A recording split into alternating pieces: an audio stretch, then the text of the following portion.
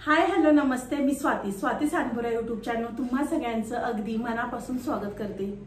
शेपू म्हटलं की भरपूर जण शेपू खात नाही, कारण शेपूचे ढेकर येतात, त्यामुळे खूप जण म्हणतात की शेपू नको। तर आज मी तुम्हाला शेपूपासून मस्त अशी पौष्टिक रेसिपी दाखवणार आहे। यापूर्वी तुम्ही कधी केली सुद्धा नसेल, केली असेल तर लगेच मला कमेंट बॉक्समध्ये कळवा की तुम्ही ही रेसिपी करता म्हणून। अगदी पोटभरीची रेसिपी आहे। तुम्ही जर ही शेपूची एकच रेसिपी केली ना, कोणता सुद्धा स्वयंपाक करण्याची तुम्हाला गरज पडणार नाही। अगदी पोटभरीची रेसिपी आहे। तर चला, तुमचा सुद्धा खूप जास्त वेळ घेत नाही, लगेच आपण रेसिपीला सुरुवात करूया। इथे पहा, मी एक पसरट भांडं घेतलेलं आहे। तर त्यामध्ये आपल्याला गव्हाचं पीठ घ्यायचं आहे। तर इथे मी 2 चपात्यांनी इतकं गव्हाचं पीठ घेणार आहे। तुमच्याकडे जर गव्हाचं पीठ मळलेलं असेल तर ते सुद्धा ह्या ठिकाणी चालणार आहे। दुसरं मळून घेण्याची काही सुद्धा गरज नाही, पण माझ्याकडे मळलेलं पीठ नव्हतं, त्यामुळे इथे मी पीठ मळून घेते। तर 2 चपात्यांनी इतकं पीठ घेतलं की त्यामध्ये आपल्याला चवीनुसार मीठ घालायचं आहे आणि अर्धा चमचा आपल्याला पांढरे तीळ घालायचे आहेत आणि थोडं थोडं पाणी घालून आपल्याला ह्याचा गोळा असा तयार करून घ्यायचा आहे। खूप जास्त घट्टसर सुद्धा मळू नका, खूप जास्त सैलसर सुद्धा मळू नका। आपण नॉर्मल चपातीसाठी जे पीठ मिळतो तेच आपल्याला ह्या ठिकाणी पीठ मळून घ्यायचं आहे। अगदी थोडं थोडं पाणी घालून आपल्याला ह्याचा गोळा तयार करून घ्यायचा आहे। तोपर्यंत तुम्ही माझ्या चॅनलवर नवीन आला असेल तर प्लीज माझ्या चॅनलला एक सबस्क्राईब करायला विसरू नका। तर इथे पाहू शकता तुम्ही, मी थोडं थोडं पाणी घालून ह्याचा गोळा छान अगदी तयार करून घेतलेला आहे। तर चला, पिठाचं एका साईडला ठेवून देऊया।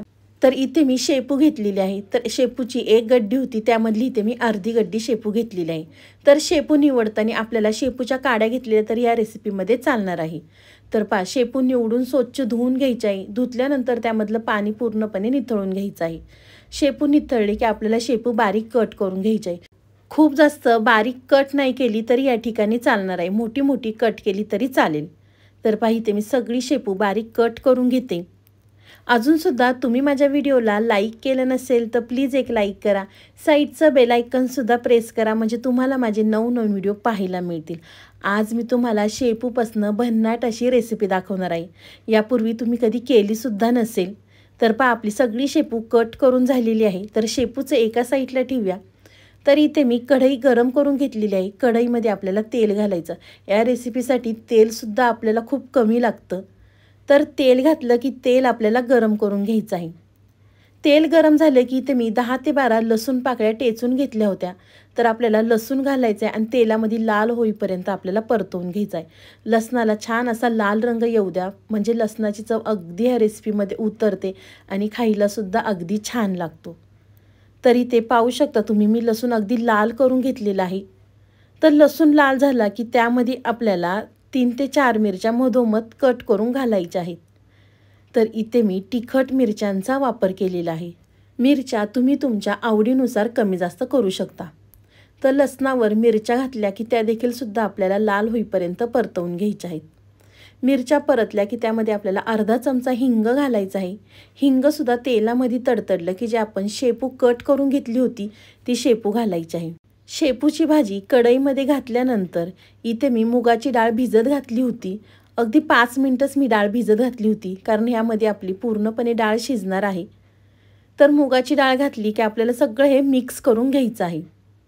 तर थोडीशी इथे मी जास्त मुगाची डाळ वापरलेली आहे। तर आपल्याला या रेसिपीसाठी थोडी मुगाची डाळ जास्त वापरायची आहे। मुगाची डाळ घातली की व्यवस्थित मिक्स केलं की या ठिकाणी आपल्याला 1 तांब्या भरून पाणी घालायचं आहे। तुम्ही गरम पाणी घाला किंवा थंड पाणी घातलं तरी चालणार आहे। इथे मी थंड पाण्याचा वापर केलेला आहे।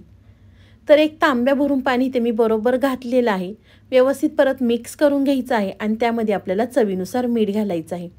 खूप जास्त मीठ घालू नका, कारण आपला हा पदार्थ घट्टसर होणार आहे, त्यामुळे त्यातलं पाणी कमी होईल।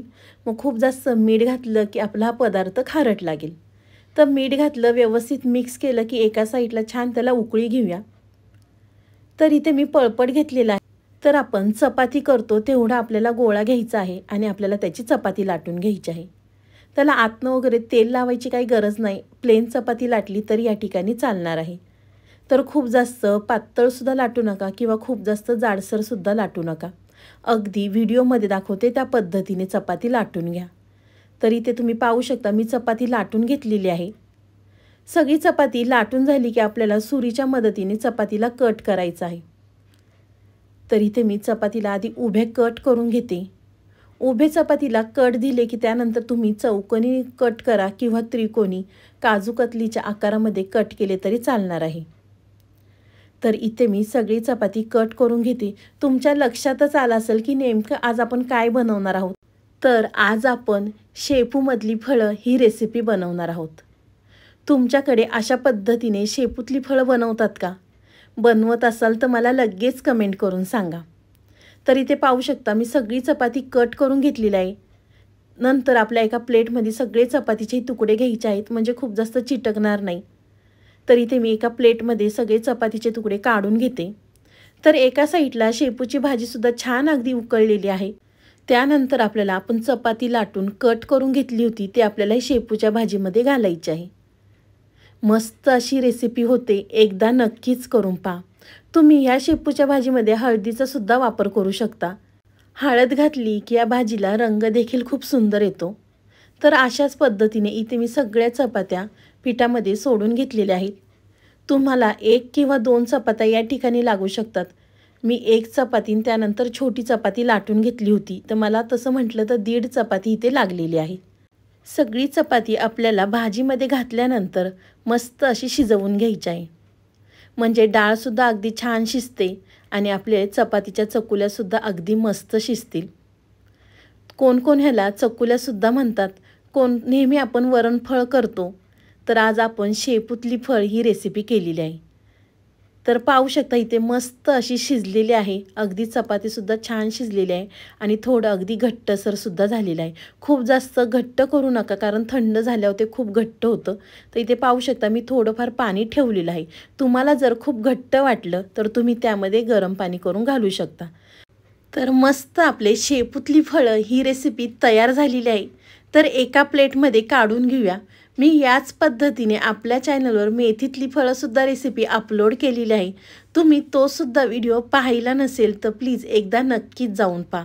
तो व्हिडिओ तुम्हाला आवडला तर व्हिडिओला लाईक करायला विसरू नका। तर एका प्लेटमधले ही शेपूतली फळं आपल्याला लागल तेवढे घ्यायची आणि त्यावरती आपल्याला मस्त असं भरपूर तूप घालायचं आहे। तुम्ही 2 चमचे घाला किंवा 3 चमचे घाला, पण यावरती तूप आवर्जूनच घाला। तर तूप घातलं मस्त असं चमच्यामध्ये घ्यायचं, काय खमंग लागतं तुम्हाला सांगते। एकदा नक्कीच करून पहा। तुम्हाला ही माझी आजची रेसिपी कशी वाटली ती मला नक्कीच कमेंट बॉक्समध्ये कळवा। व्हिडिओ आवडला तर व्हिडिओला लाईक, कमेंट, सबस्क्राईब करायला विसरू नका। तर चला पुन्हा भेटूया असाच एक छानसा व्हिडिओ घेऊन, तोपर्यंत बाय।